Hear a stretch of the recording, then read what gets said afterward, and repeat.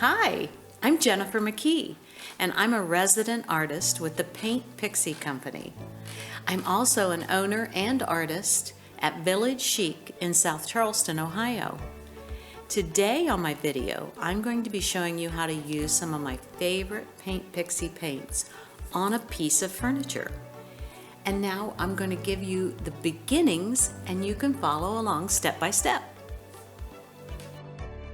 Painting with green.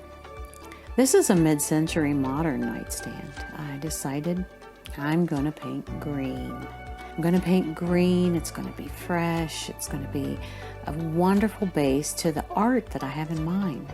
I've got something up my sleeve. I want you to see this color going on.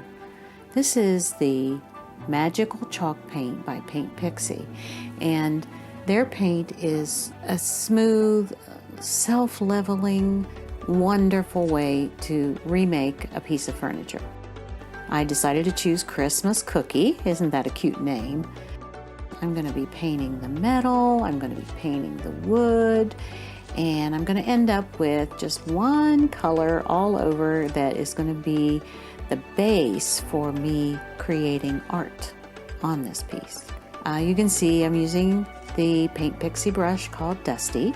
It's the one that we use the most in our boutique. Our boutique's Village Chic in South Charleston, and we paint furniture and I paint canvases, and today I'm doing furniture for you. I want you to see that you can just pick up a brush and pick up the chalk paint and start painting. I knew I wanted the background to be green. I knew that I wanted to give it a nice even coat. And then I was going to develop the style of the piece with some artwork. So you see me pick up a brush, dip it into the paint. I'm a dipper. Some people are dippers into the can, but I actually squirt my paint onto a palette. This palette that I'm using is nothing too special. It used to be a fruit tray from the market, and I just like the shape of it, and so I put the press and seal on it. I squirt the paint on there, and then I use my Paint Pixie brushes to dip in the paint and start painting. You might see me change a brush here, and that's on purpose. This is the little Frenchie, and it has a pointed tip like an artist brush, but it's a little bit bigger, and it gets in all the corners, gets underneath the handle, and then I go back and forth and use that and the Dusty to give a base coat. Oh, I do spray. Did I mention that I love to use a spray bottle? The spray bottle is also made by Paint Pixie. It's a Water Girl. And I wet the wood first, and then I use the chalk paint, and you can see how it drags so easily. So then you can decide what direction you're going to use. Your strokes, long strokes, are what I like to do on the base coat.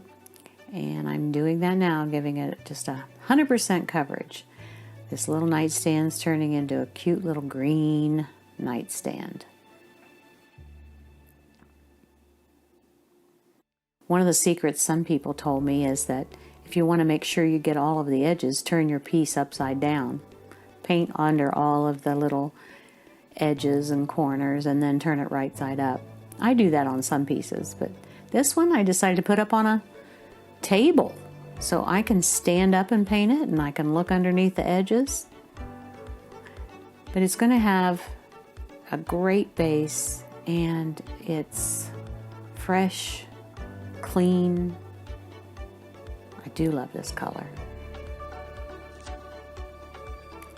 I might spray a little bit more again, drag and get the brush strokes the way I want. We do a lot of rustic style in our boutique, and I do a lot of rustic style in my painting, so I'm letting a little bit of that color of the natural wood come through. So when the decision was made, what will I paint on this piece as my art project to give it its own distinct style, I decided palm fronds. I imagine using this piece in my place in Florida, where I can add something a little more whimsical and very tropical. So this is my take on the palm fronds. The brush I'm using is a cheerleader. The paint I'm using is by Paint Pixie. It's still the magical chalk paint, but this is key lime pie. And the cheerleader brush is so easy to give a nice flick of the wrist and get these palm fronds painted. Random, don't be too particular on this. Nature is very random, so you want to keep a loose stroke. Decide, where to add a little more thickness. I'll dip the brush in the paint and then tap it to make sure that I don't have it too thick. But it's okay if some of the fronds are thinner or thicker. That's how it is in nature too. I like to imagine they're blowing in the wind, and we've got a little bit of one frond facing one direction and the other fronds facing another direction. I like them to wrap over the corners. So I'm going to take it up to the top and see how they've kind of crisscrossed each other. It's really your style. I'm a big paint what you feel. And so let it develop. It seemed like it was missing something on the front. It seemed like I needed to introduce the palm fronds to the front because that's the way it's going to be facing when you enter the room. Again, using the cheerleader brush and just light little strokes, I added just a miniature frond to the front. I love painting with this paint, but I really love showing you that it's not that hard for you to get in there and try this yourself. Get some magical chalk paint and give it a try.